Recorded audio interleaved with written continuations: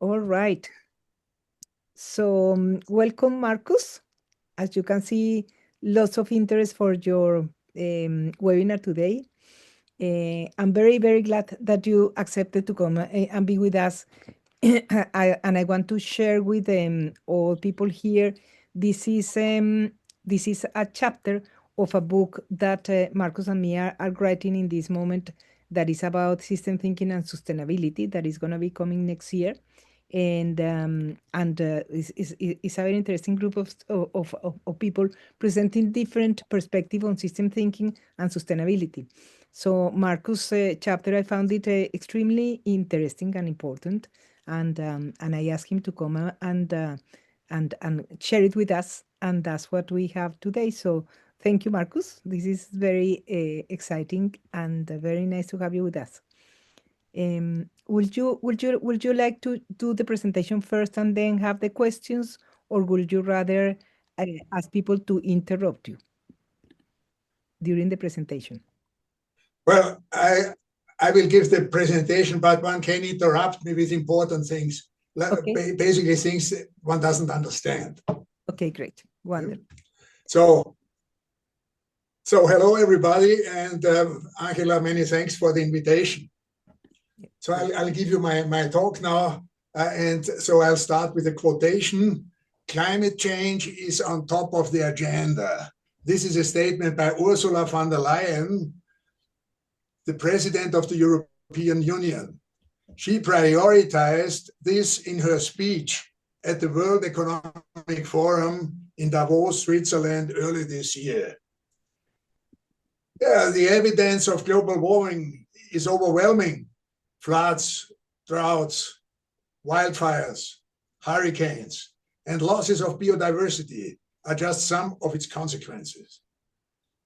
The economic and political communities are widely concerned with the achievements toward reaching the targets of the Paris Agreement from 2015, which was a successor of the Kyoto Protocol, which goes back to the 90s.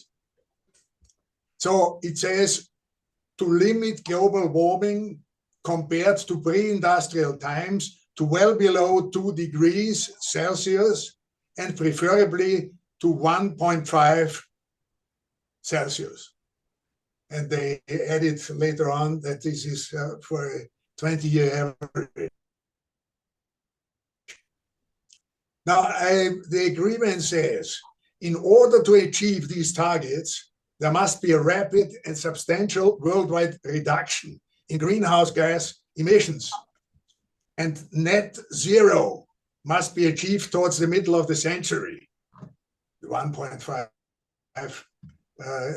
Celsius target, or during the course of the second half of the century, 2 degrees Celsius target.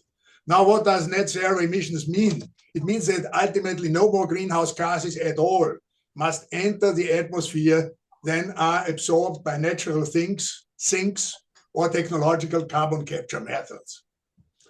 The interim results now over the years have shown recently that the world is not on course to achieve that goal or these goals.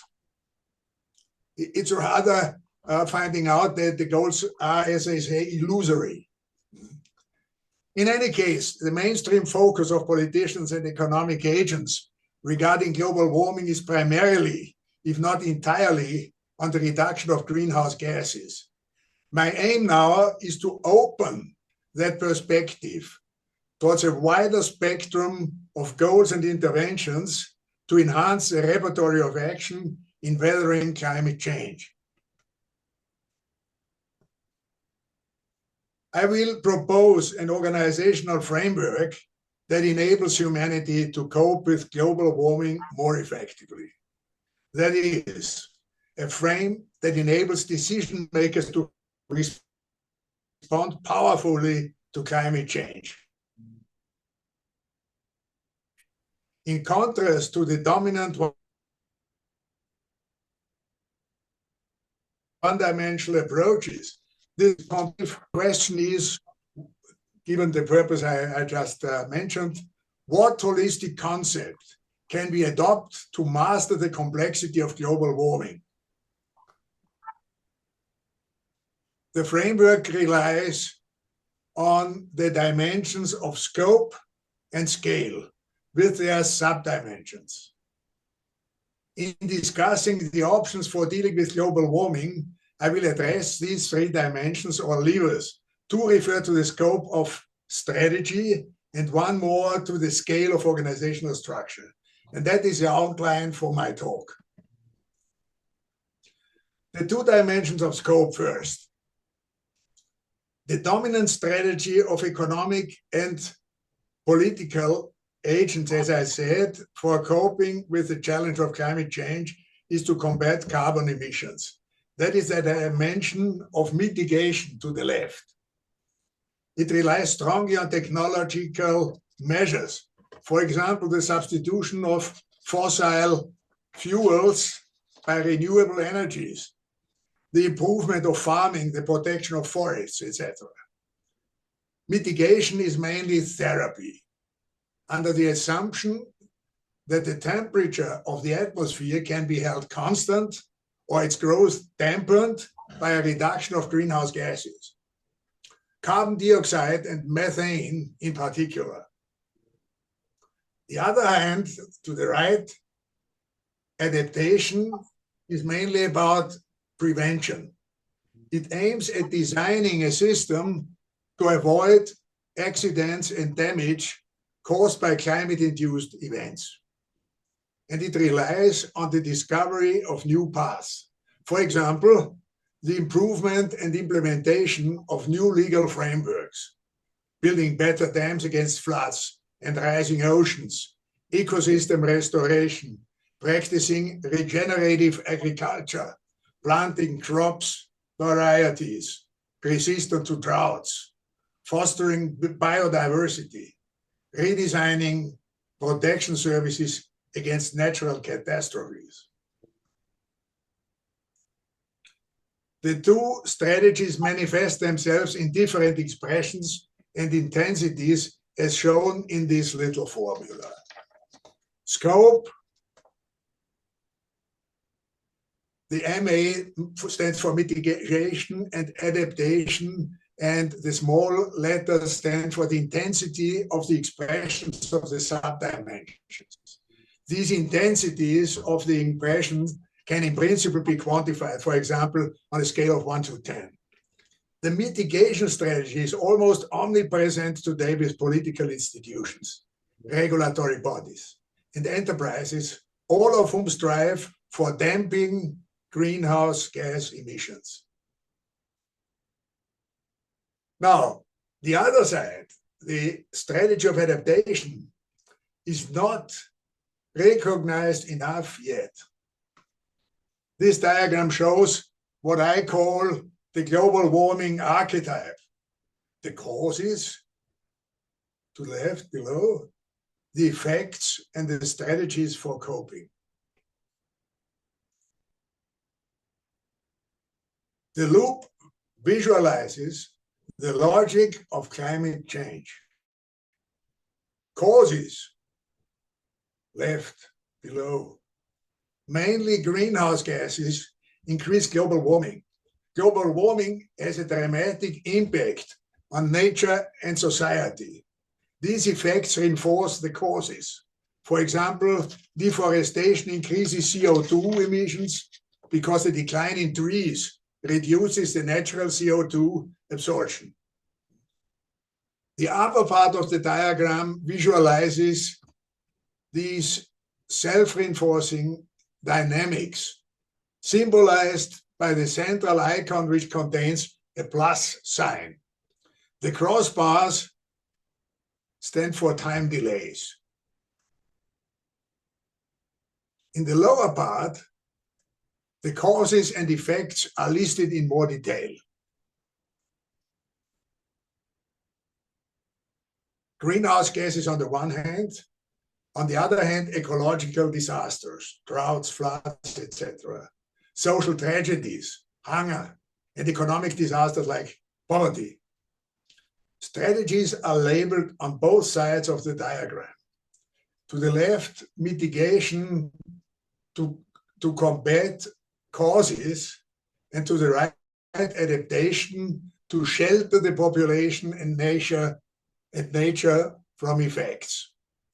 The diagram visualizes the complementary nature of the two types of strategy. Currently, many initiatives, actions, programs, etc., are in place which are entirely fixated on the reduction or elimination of greenhouse gases. The idea is to diminish and eventually stop the growth in temperature of the atmosphere that way. That strategy of mitigation relies strongly on technological measures. For example, the substitution of fossil fuels by renewable energies, improvement of farming, protection of forests, etc. Strategies of the second type, adaptation, are about humans coping with the effects, that is, the consequences of climate change.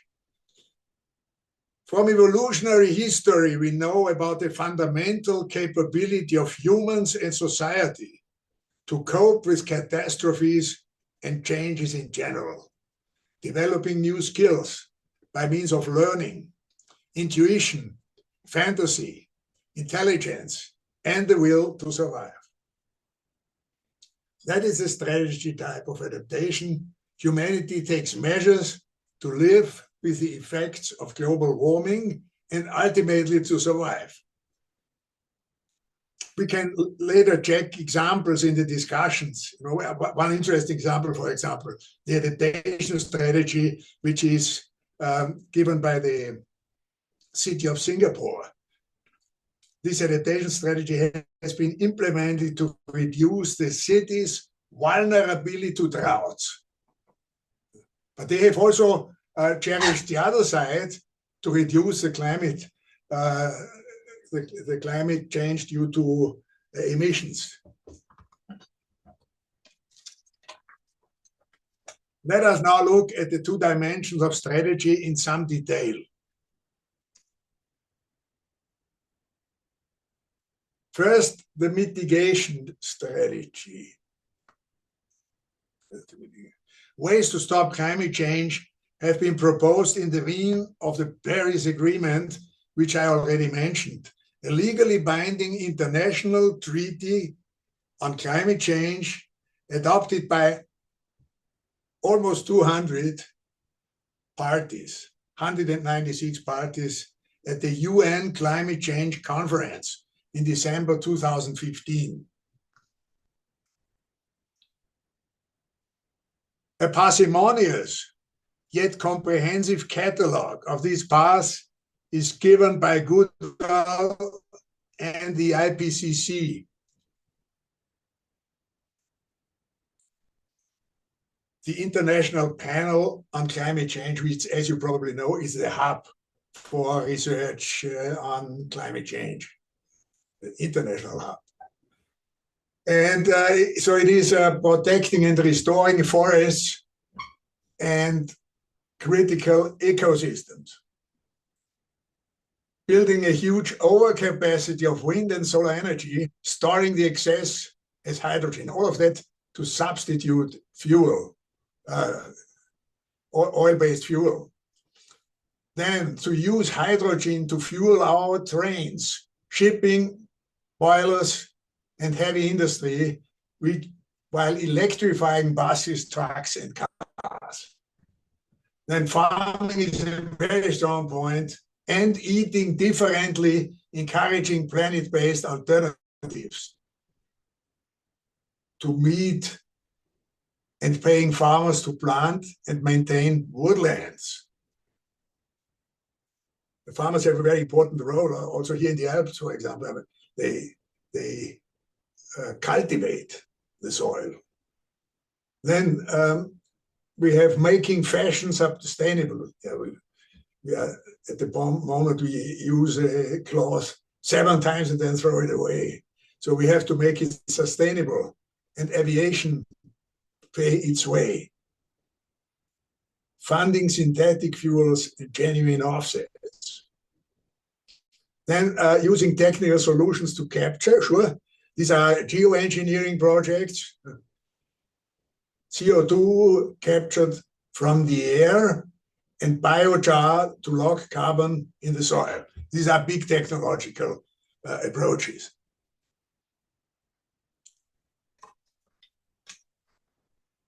Now, we have another catalog which I added, because it shows some facets.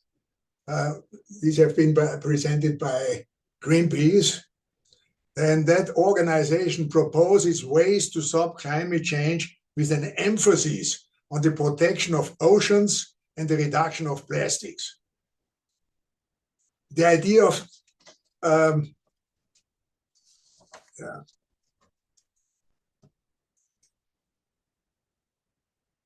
keep fossil fuels in the ground, invest in renewable energy, switch to sustainable transport.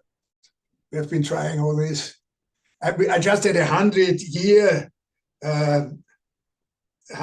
memory of an important bio-cybernetician, but he's of German language, and so most of you will probably not know him. That is Frederick Vester. He made the boldest proposals for the design of infrastructure, and one of them was transportation. And unfortunately, this has not been translated yet to the English language. So switch to sustainable support. Help us keep our homes cozy. That means saving energy, etc. Improve farming and encourage vegan diets. Restore nature to absorb more carbon. Protect forests like the Amazon. And here we need legal and we need control strategies. First, you have to have the legislation, but there's no birth if you don't vigilate or control how this is implemented. So you need control strategies. Brazil has a big problem there. They have it all already in the legal end, but the implementation control is weak, and worse, some of the legal devices have been removed. Then to protect the oceans, also legal and control strategies like Elinor Ostrom, the Nobel Prize, who wrote about commons, the tragedy, the management of the commons. She would have a lot to say, and if you look at her work, she has a lot to say about how to protect the oceans, as well as other commons. And then, well, also consumption is a problem. If we consume a lot of useless things, this will lead into a problem, and it's linked to the last point, which is to reduce plastic, one of the big problems at the ecological end. So the idea of decarbonization has pervaded the modern societies. Publications and initiatives of scientists and politicals raise the consciousness of the public. Now, there are educational measures, such as the workshops around the En-ROAD simulator. I don't know if someone has heard about it. The En-ROAD simulator from the Massachusetts Institute of Technology, by which scientific knowledge is diffused. Any one of you can obtain that parcel. It's a game type thing, but with a fully validated big model of the climate change issues, and it's I have used it, and you can even become an ambassador for this, using it with different people. And there's more than 1 million people who have already used this En-ROAD simulator. It's edited by Climate Interactive. The web page says everything.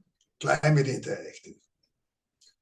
And in addition, we have the media that fear that stimulate the fear of climate change and round off the spectrum.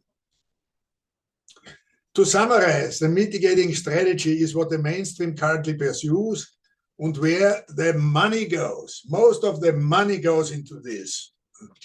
Now, there are also scientific positions which deviate from this mainstream view.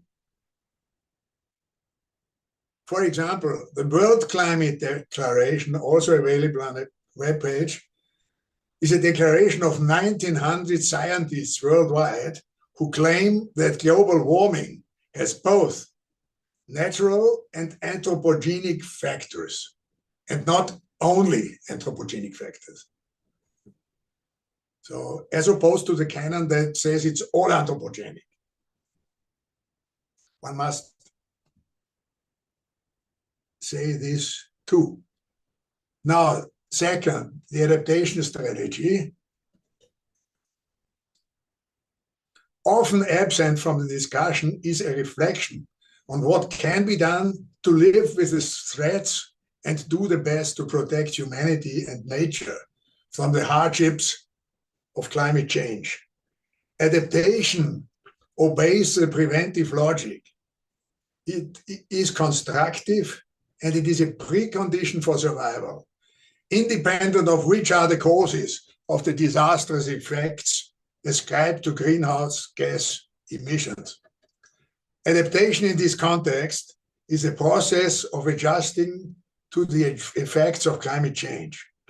It aims at reducing vulnerability to the impacts of climate change, designing a system to avoid accidents and damage caused by climate-induced events. It enhances the resilience of the system in focus, and it relies on the discovery of new paths. Adaptation comprises measures of precaution. The key to effective response is preparedness. We cannot influence the weather, but we can influence its effects, for example, through flood protection and the stabilization of buildings. There are many kinds of measures for enabling the adaptation to climate change. Here's a set of recommendations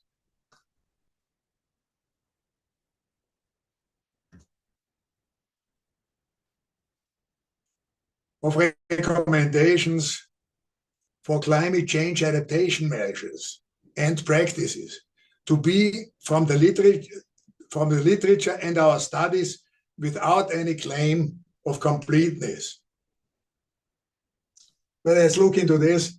First, improve and implement a legal framework for sustainability. Well, if a framework is good, it is immensely powerful. And it should not be built on shaky ground so that it can always reverse it. Then ecosystem restoration, stopping deforestation, replanting forests. Then practicing regenerative agriculture, planting crop varieties that are more resistant to drought. Then fostering biodiversity is going under very much, you know. Everybody always talks only about the greenhouse gases and so on, but what do we really do for biodiversity? Diversifying crops so that they are better able to adapt to changing climate conditions. Then we have the climate resilient infrastructures, which are safer and more sustainable. Well, this is all, it's not for free and not unproblematic. I just read about this new capital they have built already in Indonesia. They are going out of Jakarta and going into this newly built Nusantara, which is built into nature, virgin nature. And they claim to be practically climate neutral. And so they have green buildings and so on, but they are destructing virgin forests. So you have two sides here. And well, in this case, my impression is you will read about it, that it's more, it boils down to greenwashing. Then managing land to reduce wildfire risks. You remember the big wildfire in Los Angeles? Was it this year or the year before? And there was no way to stop it. It was terrible, you know. And what was the matter? The ancestors had aisles. They had cut aisles in the forests, which were set out to inhibit fires getting from one to the next territory. And that, with the striving to build more and the exploitation and so on. So finally, the aisles in the forest had fallen victim to exploitation. What else have we got here? Water supplies and security, sure. Improving water storage. We have one of our experts here in the Metaforum circle, who is Juliana Alves. She is a specialist in dealing with water scarcity. She has cases from Brazil. You won't believe it, but in northern Brazil, where you have all these big rivers, water scarcity is a phenomenon that appears. It has appeared over the last years. And so she is very good at that, and she has used the viable system model to design strategies for dealing with water scarcity and for managing water systems at large. And we have building stronger defenses against extreme weather like floods and heat waves, sure. Many of our countries or cities have done this for ages. I mean, they felt too victim to the big streams, to the big rivers, and they have learned how to adjust the streams and so on to diminish the risk. Then investigating and developing innovative solutions to prevent and manage natural catastrophes. Well, here's one of these cases. I don't know who has been to Holland, or you have heard of it. They built these dikes, and this was an immense investment and effort over centuries, but it was worthwhile doing it because they really work. And we have similar things in the Alps, these protections against the avalanches. So we have also to activate local knowledge and community knowledge and promote the intergeneral dialogues. The old ones know something, and if we don't listen to them, we are going to lose that knowledge. Then engage in long-term planning. The Singapore I quoted, they are drafting a framework for 50 to 100 years. Besides the other plans for shorter term. But we have to look at 50 to 100 years. We have to build awareness. We have to use early warning systems.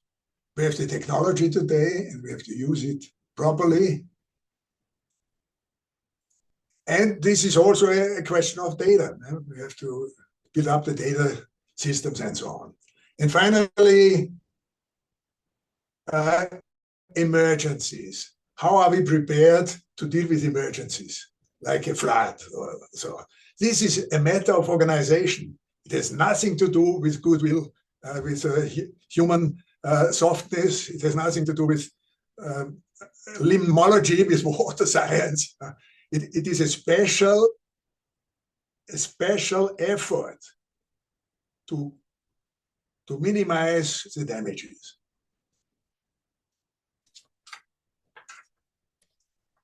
Now, we have a lot of factors here, but a systemist can see a network or a system behind this pragmatic list.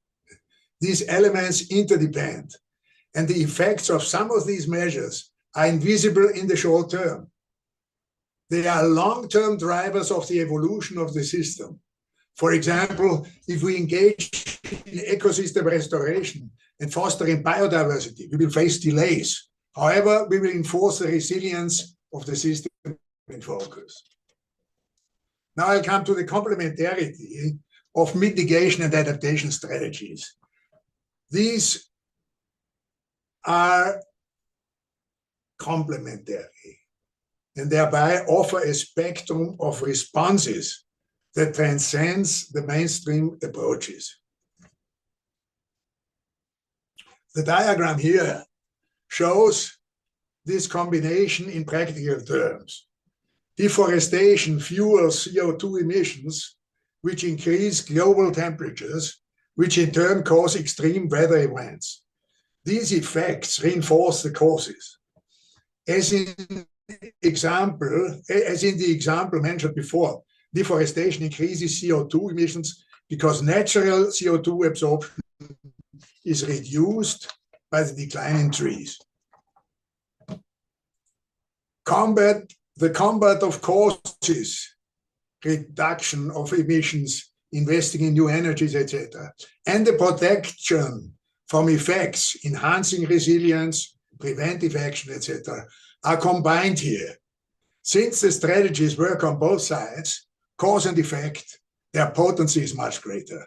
So much for the two dimensions of scope, mitigation and adaptation. And now we get to the third dimension, which is scale.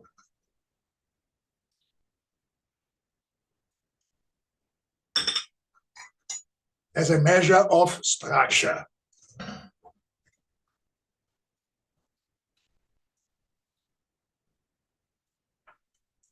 As a measure of structure.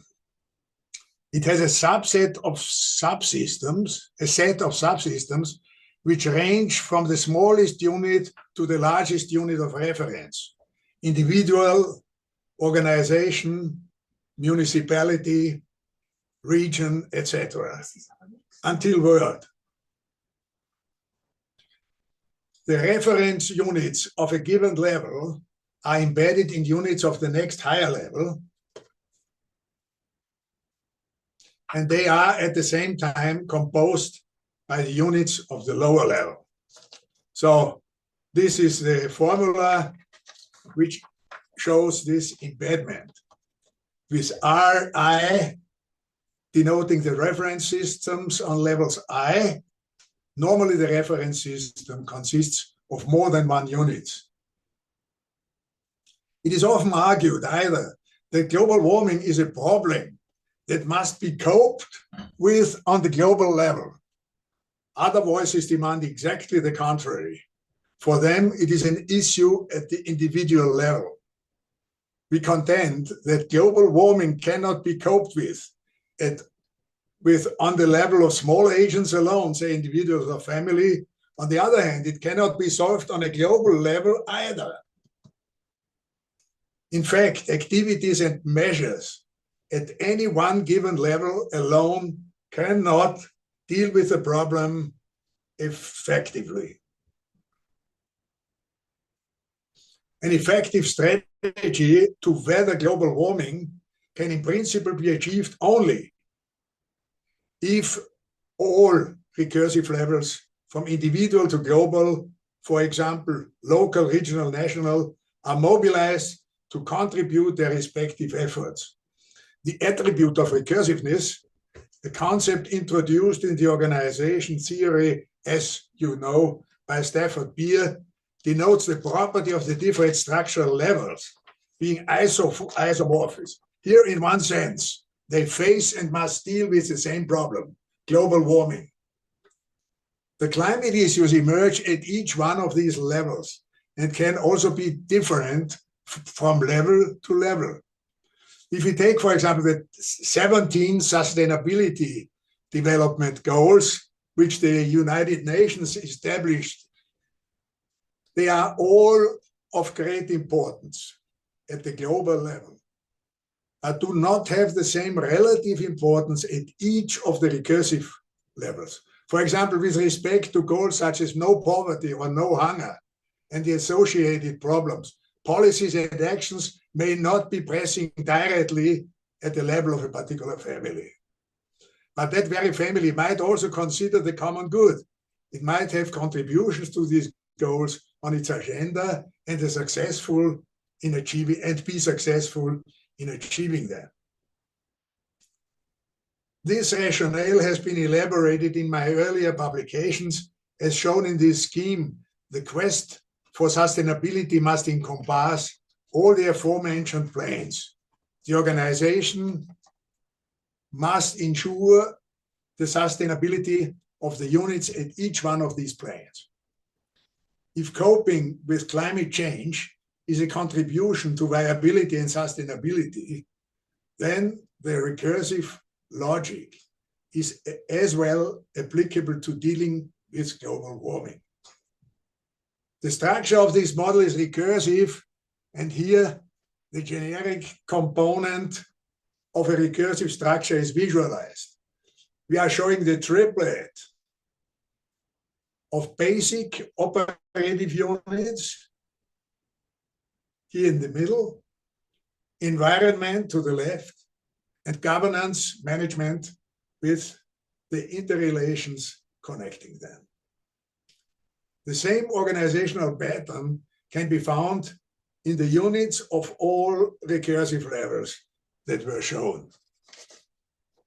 So this is a generic component of a recursive structure, exemplified for a system at a recursion Ri. So I come to the conclusions. Most papers about climate change are today dedicated to the question of how the emissions of greenhouse gases can be minimized to halt climate change. We, my co-author Stefan Otte and I, have placed that endeavor in context. We have outlined a systemic approach to coping with global warming from a perspective that aspires to both the avoidance of hazard and the strengthening of system resilience. The two strategies of mitigation and adaptation open a spectrum of responses that is wider than the recipes for fighting and defeating climate change as they are usually given. The two strategies are the components of an ambidexterity that embraces both combat and protection. Combat as mitigation and protection as adaptation. Finally, recursive organization enables a system to cope with huge complexities. The issues emanating from the global warming manifest themselves at each recursive plane, as shown here by a generic component of a recursive strategy that ranges from individual to world. At each level of recursion, the nature of the issues can be distinct. They must be dealt with by the agents of that very level. This way, the unmanageable complexity of the overall situation is broken down. It is mastered on the distributed fronts where the decentral complexities arise. At the same time, local autonomy and competence are promoted.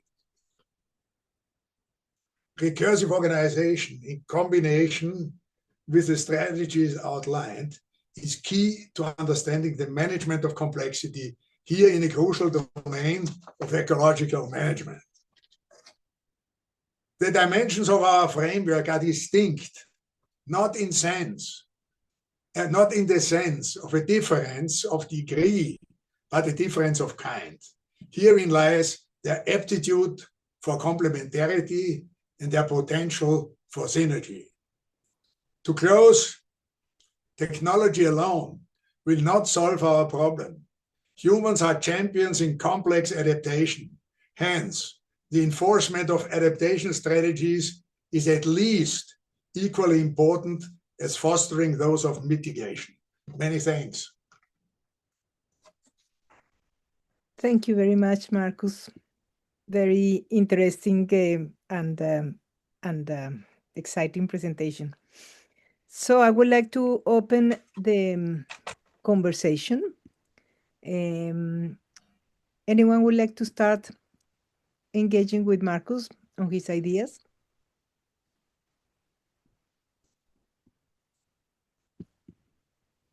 I cannot see yet. Yes, Kevin?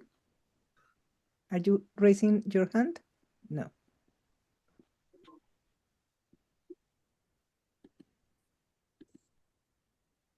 Richard? Yes. Yes, can you hear me? Yes, yes, yes. Oh, fine. That was really very useful in terms of setting the broad framework of the various issues on mitigation and adaptation. And it leads me to the question which I've just popped into the comments there, because I was thinking as you were speaking about about the kind of the examples of what causes what. And therefore, the question is there a curated resource where the various causalities, both in the world of mitigation and adaptation, are readily accessible and indeed, in some senses, normalized, so that when you then dive into particular remedies and activities, there will be a natural tendency for people to actually collaborate across strategies and across projects and so on and so forth. Have you any thoughts on that, Markus? Well, yes, I have some thoughts. We have a lot of we have descriptions and detailments of what mitigation is and what adaptation is and who did what. But so there are these are very distributed. I think the only really hub of the surface of the research done in the area is the IPCC, but they are only interested in mitigation. I don't know if I understood the whole question. No, you've got it. It just occurs to me that there's probably all sorts of highly valuable, interesting, domain-specific activities going on, but then there's a crying need for some kind of integrated approach where you can see the connections and possible synergies across the causalities that various projects and activities are engaged in, so that we develop the common language and we then also start to do the collaborative work that is so essential, really. Yes. Well, I must tell you, why did I prepare this paper and this talk? I prepared it simply because what you are asking for was missing. So I did only do secondary. I did not do a primary data study, but the secondary data. And I had to collect from everywhere what is available. So, for example, the case of Singapore, I had to dig it out somewhere, and so I had many secondary sources, and I tried to synthesize them. And I think that's basically what I have to offer with this paper. No, that's great, and it's clearly it's a call to arms to actually provide that library and thereby enable that collaborative activity that we so desperately need. Yeah, thanks very much indeed. That's great. You're welcome, pleasure. Thank you, Richard. And I could follow up on that. That I think with this diagram I showed, this archetype, I think it's the only conceptual scheme I know where the two sides are brought together and shown in one more dimension, which is time, the dynamic aspect of it. Excuse me. So we have Judy Tenneman. Before that, Markus, there is a request to stop sharing your screen so that we can all see each other. I must change something here. Just stop sharing. I lost my...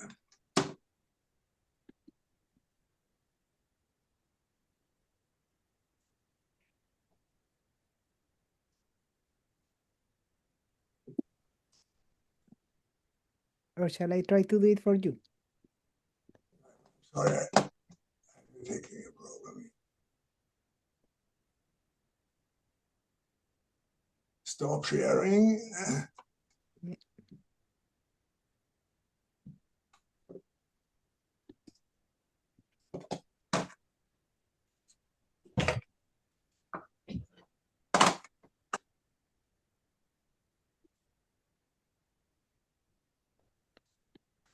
Well, I can try to stop on your behalf if you want me to do it.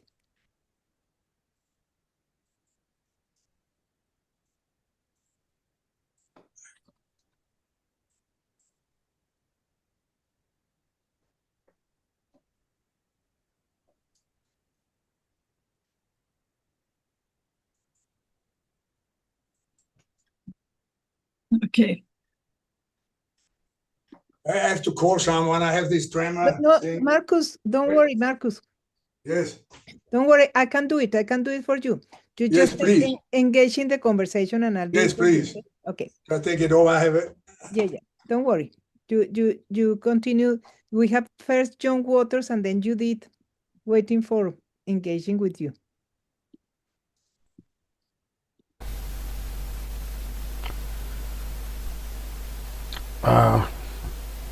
Okay, so shall I start? Yes, please. Okay, just very quickly. A few years ago, I started exploring ways to use the cheapest possible and simplest approaches to networking data to create nudging effects. I don't want to go into details about that because I've been exceptionally bad at explaining what I'm doing and why. But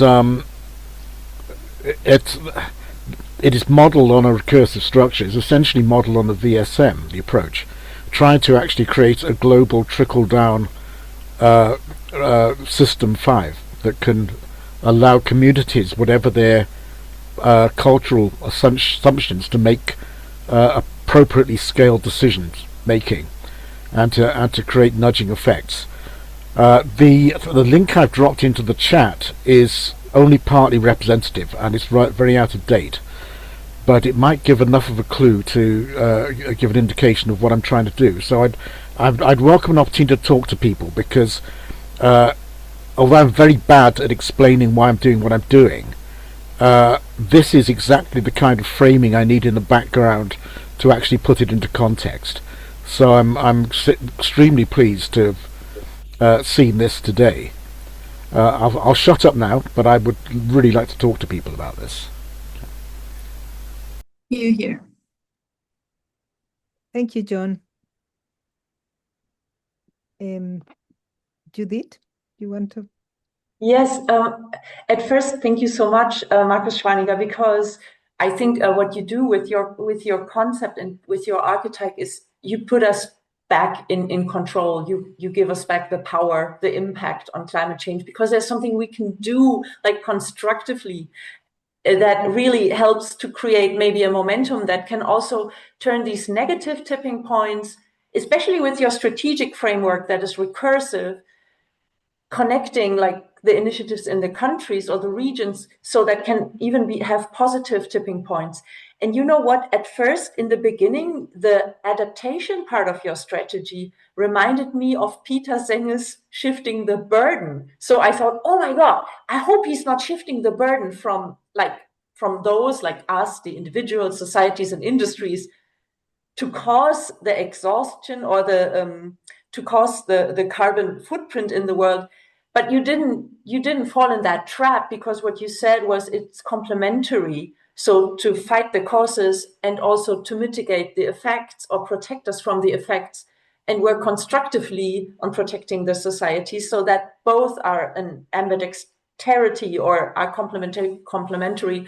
I like that a lot, because I thought if you just mitigate, if you just work on adaptation, you would really reproduce Peter Senge's shifting of the burden, which it wouldn't be enough, right? So yeah, I really loved, especially your last slide for me was the most powerful. When you see like the causal loops that are connected throughout the world, sort of, with the self-similarity also of the approach, really beautiful. Thank you. That was a good end of my working day somehow. Yeah. I'm very pleased. And I think it's important that you highlighted the complementarity of the two approaches. because now the situation is as follows. We have one very strong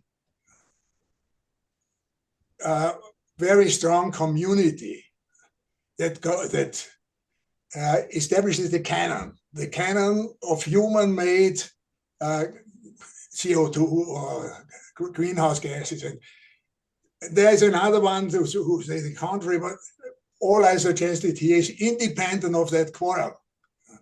I think we have to do something against the greenhouse gases, wherever they come from. But the adaptation community is still very weak. We have some selected voices who say what they are doing, etc. Often they are not conscious enough that this is adaptation. And so I think we have to strengthen the adaptation movement.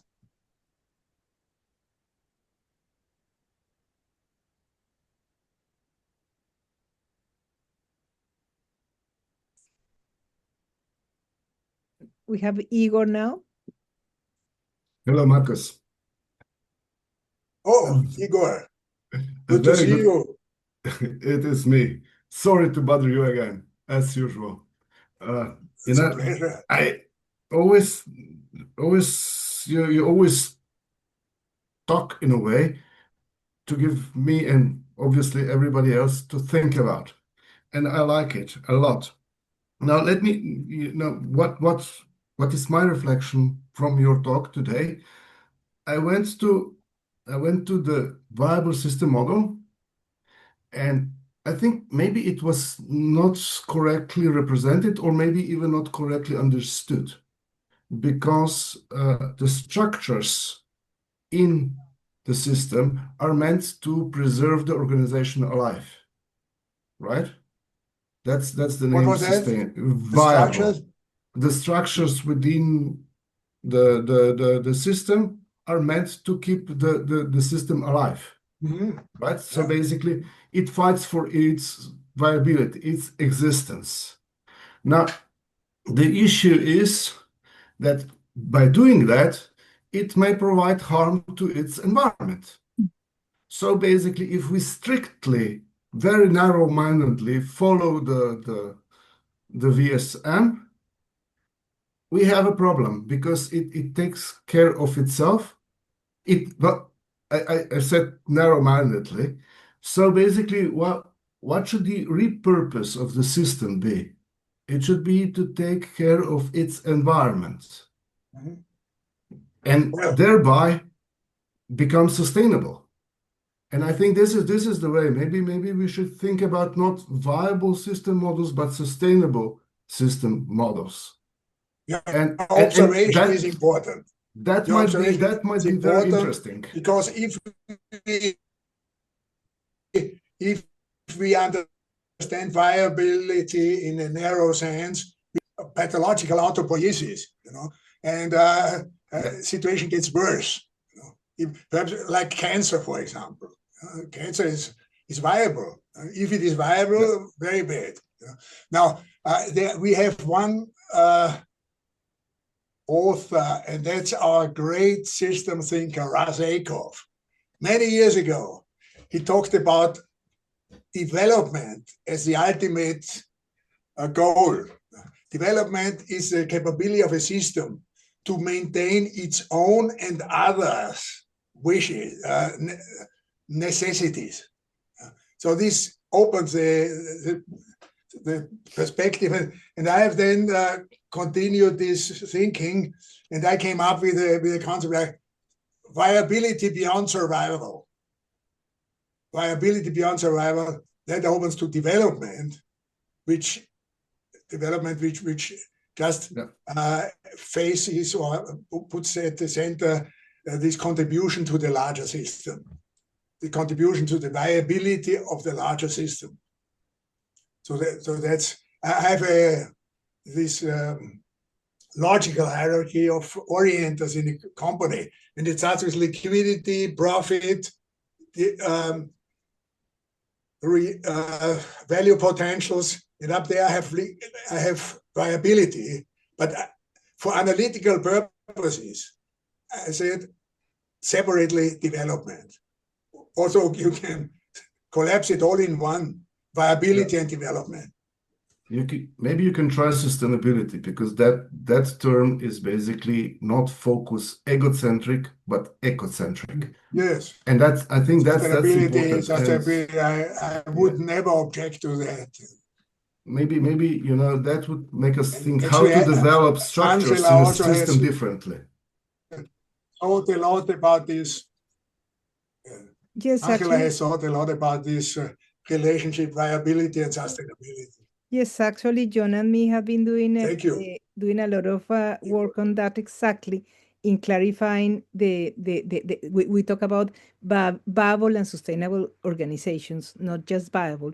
And in our last two books, that's what we try to clarify, is that it doesn't mean it doesn't make sense to be viable if you are damaging the environment, or if you are overusing resources, and then there's not going to be anything left for the next generations, or if you are not taking your corporate social responsibility seriously.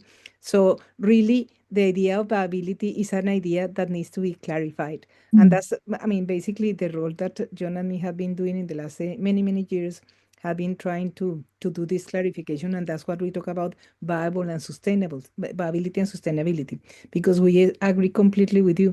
We need to put these two things together. We cannot just talk about viable systems without understanding the responsibility that we have with the rest of the world. Yeah. I don't know if you, John Walker, you want to say anything about that? Yeah. How long have I got? 2 Yeah. minutes. 2 minutes. Okay, fine. Yeah. Well, I mean, a lot of this is very classic VSM stuff, that all you at every level in the recursion, you have to have viable systems. So it's no good having policies at a lower level that they're affecting the viability of higher levels. And at the highest level, you've got the planet and the environment and all the ecosystems. So clearly you have to design your particular system fives at lower levels of recursion to fit in with that. So that's one comment. I think the other thing specific to Marcus's presentation is that when you drew your VSM and the environment on the left-hand side, I couldn't see a tree or a river or sky or air or anything like that. And for me, the environment has to encompass the natural environment as well. I mean, it was all markets and legislation and all your human social things.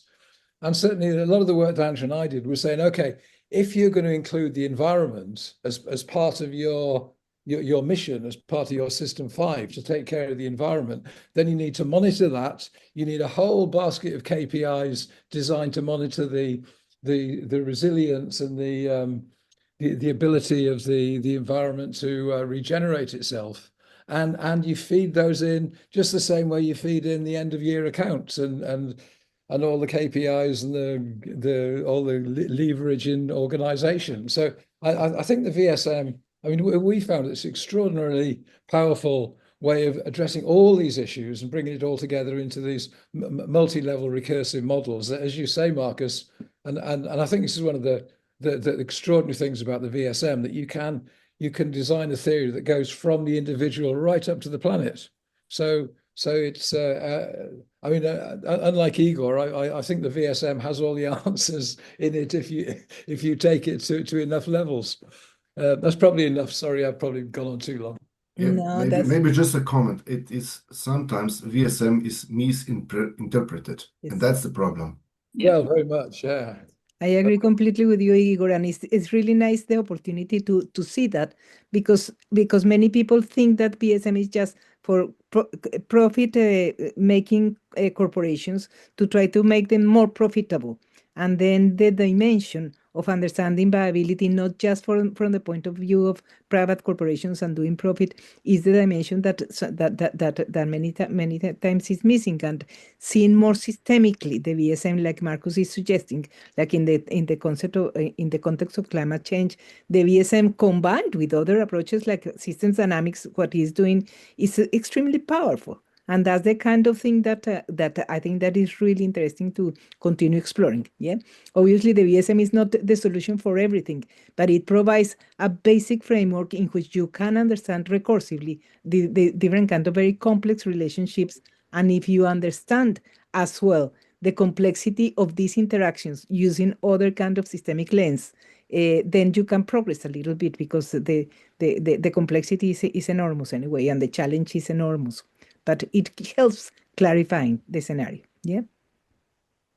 Ben.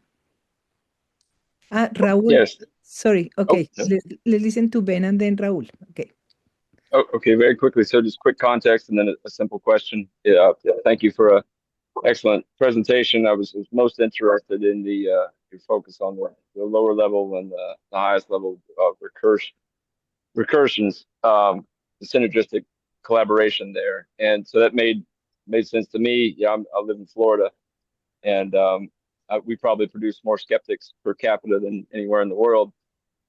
Skeptical of many things, but I think that type of relationship, that type of collaboration would help not only with variety absorption and distributing that variety, but also from a trust building perspective. Because most of my neighbors and people that I grew up with, when they are skeptical, they're usually not so skeptical about the science as they are perhaps the motives of the leadership of any given group, whether it's global or national. So having that ability. So my simple question is, as far as examples, a couple came to mind. I know with COVID, there were some municipalities in the States here where they recognized it was too much variety for them to handle, deciding policy for shutting down schools, et cetera. So they began engaging the local level PTAs, and they found how much variety there was there, and they had far better results than some of the other states who adopted a different approach. So that was one example that came to mind. And also, just I live in Florida. I've lived through enough hurricanes and seen the federal and local response being actuated concurrently, and seeing what that can produce. And we do really well in disasters. So my question for you, and Angela, in your research, have you found any other examples that match that from the highest levels of S5 and then the S1s from history or more recently, to be able to demonstrate how effective that can be? Yes, not particularly in relation to the climate change issue, but they are very. I mean, some of these people here have done excellent analysis. You find them anywhere. Just look at the books of Raúl and of Angela and many others. But I think one interesting result that has come out in the last years, and which is only being published now, is dealing with large hydric systems. And you have analysis here made by Juliana Mariano Alves. I mentioned her before already. Very, very interesting analysis. I supervised her dissertation, and so I know her work. And I think that's a very interesting field of application. I have other ones. For example, at our end, we have pretty detailed analysis of the COVID pandemic, also from level 0 to level 5. To level 5, well analyzed. So that was the logical hierarchy: system 0, 1, 2, 3, 4, 5. Now, for many recursions, usually the analysis you find are for 2 or 3 recursions. So system in focus, the one below, the one up, but not really more. But it would be an issue to look at the topic, at the challenge, and put light on each one of the recursion levels from very small to very big. That would be interesting. And the ecological field is one to use that. Actually, in principle, I have solved the issue in a publication in 2018 in Sustainability Science, but it's not rich. It's not drawn across one example. It's more theoretical, with a few examples built in. Thank you, Ken. Very Thank good. you, Ben Thank and you. Marcus. John, if you don't mind to wait, John's, we have Raul that has been pushing his hand, and I didn't see him before. So, Raul, would you like to do your question? You are muted, Raul. You are muted.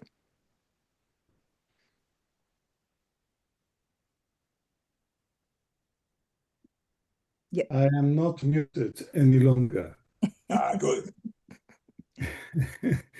Marcus, thank you as usual. But, one question. I think I am very much interested in methodological issues, as you know. Yes. And one aspect that came to my mind is that all these recursions that you showed in your final diagram, in the two final diagrams, may not happen like that. May not be recursive in the sense that it would appear one coming from the other and so forth throughout. The problem is that recursion happens in a very unstructured way. And one of the problems that we have is how to organize these levels in a way that they cope with the problems that we are dealing, in this case, the problem of maintaining sustainability. So recently, just to make it more today, in fact, I got a message from Emerald, and the book that my dear friend Igor has edited with Alfonso Reyes and myself has come out. And in that book, which is called Shaping Collaborative Ecosystems for Tomorrow, in that book, particularly in the latter part of the book, in the third part, you will find methodological approaches to handle these levels of recursion in a way that are not supporting the idea of one embedded in the other and so on, but finding that this distribution of complexity is much more complex and difficult. Yes. So that's the point that that book that has come today, and I certainly advise you to go to, may help to clarify, in particular in the third part of the book. Thank you, Raul. Thank you very much. That's really very nice to have the book out. Raul, I think you are raising a very important issue, and just for your example, perhaps I can show you one. I couldn't solve this whole, I'm aware of this problem you are raising, but I couldn't solve it for the whole gamut of recursion levels. But I show you one example you will like. We had in the north of Brazil, there was this project of management of a large hydric system. And it was managed by Juliana Alves. And we had the following problem there, that the evident way of defining the resources were the political entities. And it was not that. We went by the natural environments of these different hydric systems. The small hydric system being a bay, and the large one being the whole area of Araguaia, Tocantins River, and so on. So we have several, and we did not go for the political, but we went for the natural parameter. Thank you, Markus. Thank you, Markus, and thank you, Raul. Very interesting conversation. We have John Jones. John. Thank you. This is a wonderful presentation, Dr. Schwaninger. I appreciate everything you said, and I'm personally in agreement with all of it. And I personally feel that the process of synchronized synergies between the various recursive levels is feasibly developed and feasibly managed and maintained and organized for. And I would like to ask your feelings about the utility of a collaboration platform that is simultaneously an integration point for all things climate crisis oriented in terms of data solutions and technologies, and how it would map to this recursive model. Well, first of all, I mean, I think recursive models are always possible. What you were talking about, a platform where you put a lot of different things together, and this goes, despite everything, it goes in the direction of a centralization. And I apologize. I don't mean a centralized platform. I mean one that has nodes in every nation and a centralized component to it. So it's a hybrid platform. And it could also be a hierarchy. They have different leadership for different things at distinct points in the network. So the network is a very fruitful basis, I think, and it's not incompatible with the VSM, not at all. I mean, the VSM is in itself a network. Thank you, Markus. And John. John Lee? Hi, thank you, Markus. It's always fun to talk with you. I have 3 points. The first one is my BSM analysis of today's discussion is that most operations, especially businesses, operate on a 3-to-1 reality. They ignore their 4, they don't understand their 2, and so they collapse their 5-4-3 into their 3 to do better efficient as opposed to more effective long-term. One of the major points of System 4 is to look at the environment and see how it's changing so you can adapt to it. And not having that feedback loop from the 4 to the 3 and having the 5 upgrade the 3 to say, wait a minute, we've got to stop polluting the water in the stream, or whatever it is that are their contributions to contaminate the ecosystem. That's number one. Number two is I'm somewhat associated with the University of California, Davis. At least it's where I graduated from. And we're the ag school for the University of California, where there's the Bears from Berkeley and the Bruins from LA. We are the Aggies. So we have been doing agricultural science for over 100 years. And I've been influential in breaking up the silos within the plant science and the biological science department so that the soil science people and actually the marketing and the communications people we've created a new sustainable agriculture major so that we're actually transcending the silos that are within the institution of the agricultural business. But key to that is corporate agriculture, and that's a whole nother problem that I'll get into in another time. My third point is this is my answer to John Jones's question. This book is called The Ministry for the Future, and I just put it in the chat. Kim Stanley Robinson is probably the foremost science fiction writer alive today. He's gotten all the awards, and he speaks at the COPE meeting every year. He's integrated how to talk about all the problems with climate change. He's written over 30 books, and at least 10 of them he's written 3 books on Mars that NASA reads when they're talking about Mars. He's written a book about Antarctica that's incredible, but he's written about 10 books about climate change.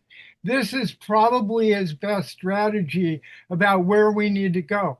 But at the UN level, the point is to have a ministry for the future and then have similar things at each level of government. So at each level of the recursion, you have people at the table that are saying, wait a minute, the future is in trouble. We need to make a decision that's 7 generations, not now.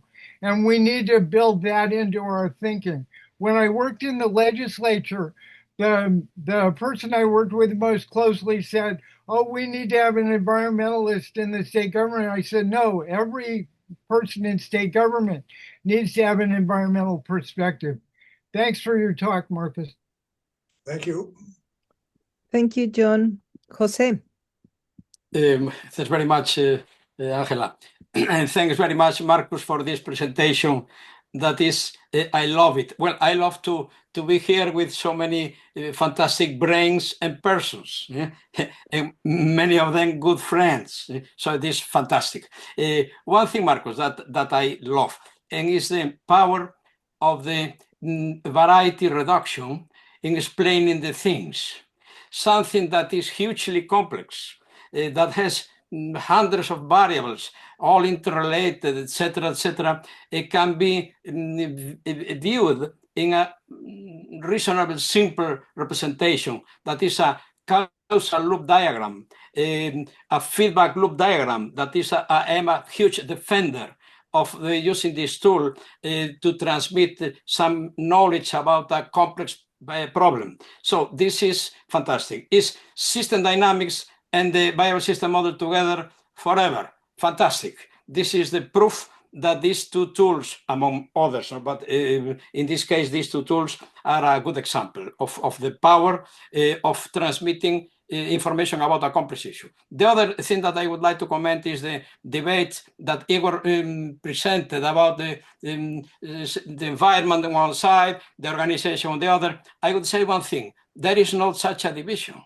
The organization is within the environment, interrelated with the environment. In fact, the organization is the environment. We are our environment. We are not separated. We are here, and the environment is there, and we interact with the environment. So I will take care of myself and the environment. Let's see what I do with the environment. No, we are the environment. So this feedback loop that is permanent and continuous, in fact, in the VSM, an alternative representation is do not mark the environment with a thick line and representing as a cloud of dots that are not clearly defined, because it's a separation that is moving through the time. And this interrelation and feedback is continuous. So in the viable system model, we tend to add to the homeostasis goal of keeping the organization viable, stable, etc., keeping the goals, to the homeoresis, that is keeping it changing through a path of viability, sustainability, beyond survival, as Markus was saying. This is the main goal: keep the organization moving alive through a trajectory forever. So this is coherent with your comment, Igor. So this is not a critique it's a clarification, I think, or is my intent, that this is what we pretend.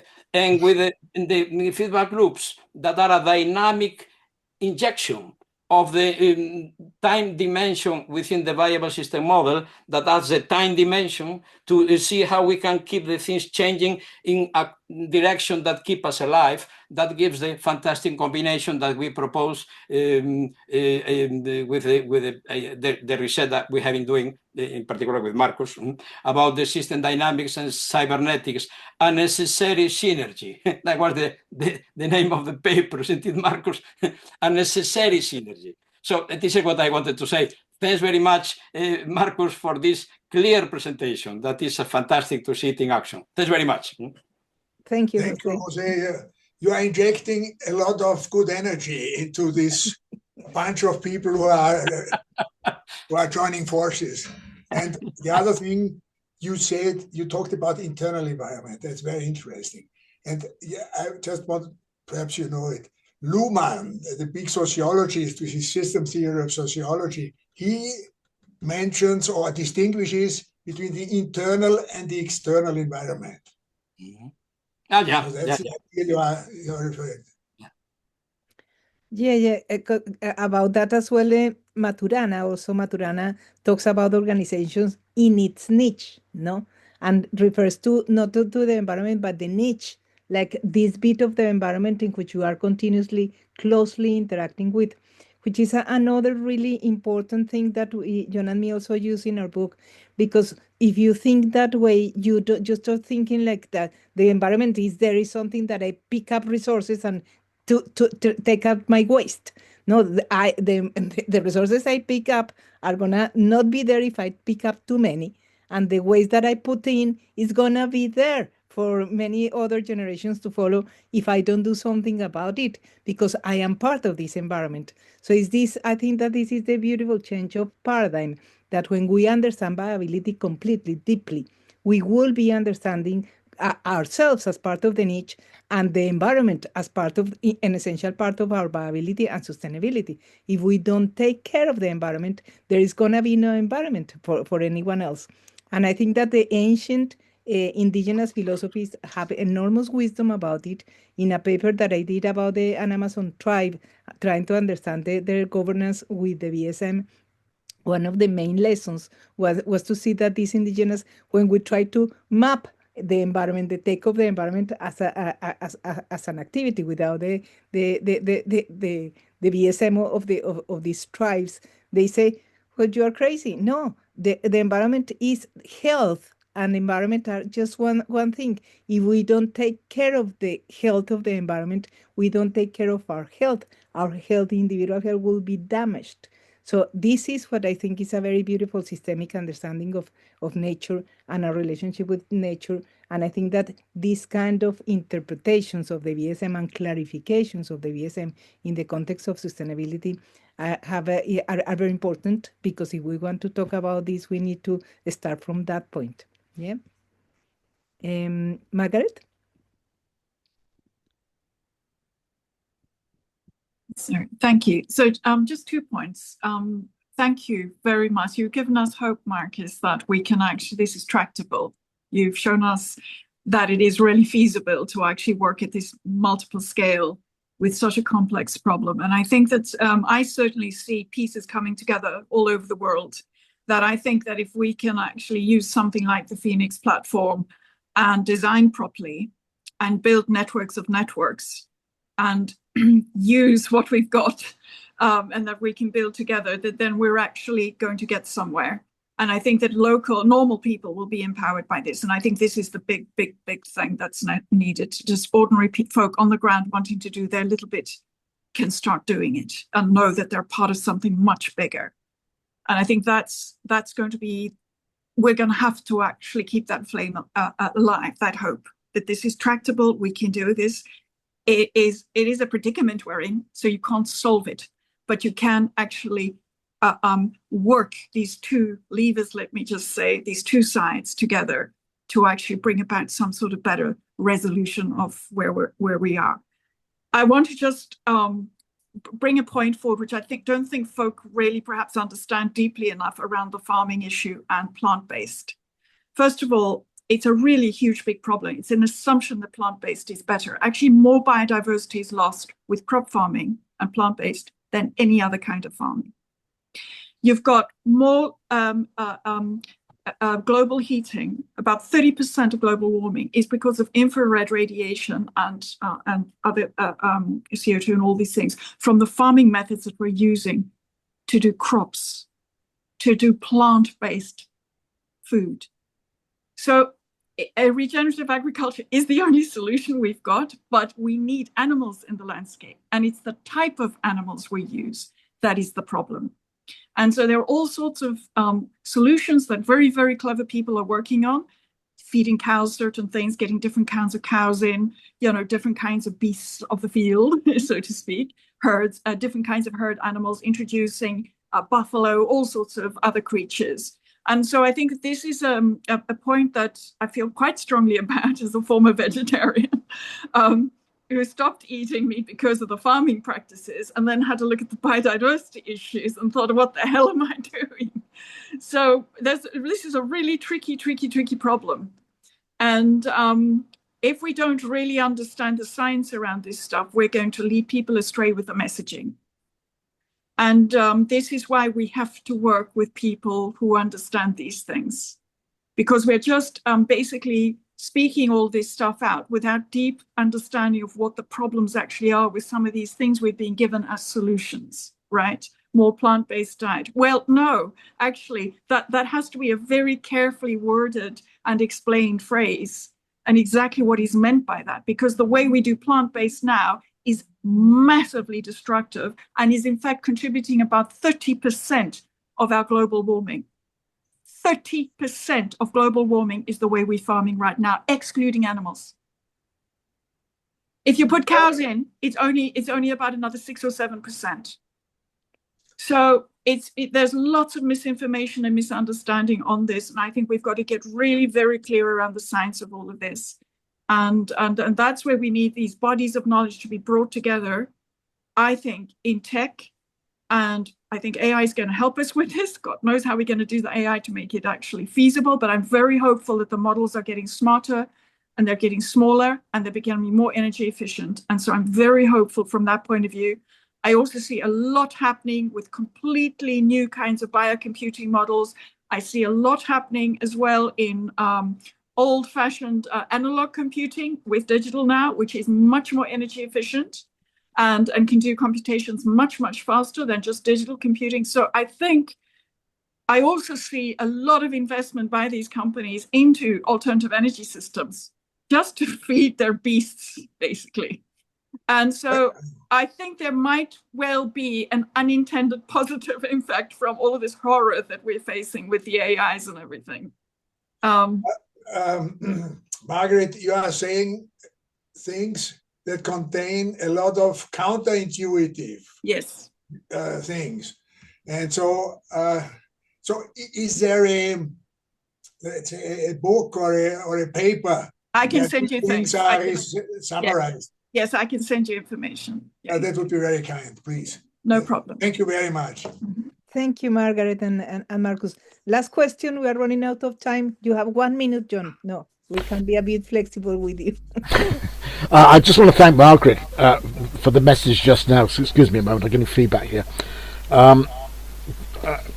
That was actually a message repeated decades ago by Bill Mollison, permaculture founder. Nature is much better at finding the right niches to exploit efficiently. So that's extremely important. I just want to say, unfortunately, I had a crash here, so I missed a lot of what went on. But being a very naive practitioner who just gets on with things rather than writing about them, it's a major fault. It cuts me off from the world. But I've never actually found any difficulty in visualizing in my head a multidimensional connective model that can bring together heterogeneous solutions as long as they are guided by a single planetary system 5 that trickles down through layers of recursion and has at its heart being a good ancestor. I started off with the permaculture principles of fair shares, planetary care, people care.